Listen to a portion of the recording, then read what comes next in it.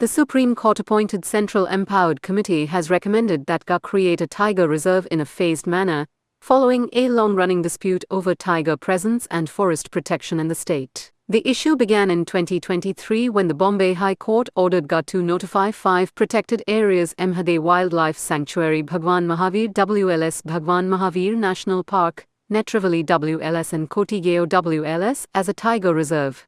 This directive came after the 2020 incident in which a female tiger and her 3 cubs were allegedly poisoned, raising concerns about weak wildlife protection in the Emhade region. The National Tiger Conservation Authority had already recommended this step back in 2016. Initially, the GA government resisted, arguing that nearly 1 lakh people would be affected if a tiger reserve was created. However, in its own affidavit, it admitted that only around 1,274 households, roughly 6,000 people, were located inside these protected areas. Another reason the government opposed the reserve was its claim that GA had no resident tigers, only transient ones passing through corridors linking Na and Mahash. But this contradicted GA's 2018 submission to the Emhade Water Disputes Tribunal, where it claimed a resident tiger population to strengthen its ecological argument on water sharing. Given these contradictions, the Supreme Court asked the CC to independently examine the issue. The CKC's report emphasizes that fears of displacement among local communities must be addressed. It proposes a phased tiger reserve, beginning with areas that are directly connected to Na's Kali Tiger Reserve and have minimal human habitation. In Phase 1, the core area would include Netravali, 50 households, and Kotigeo,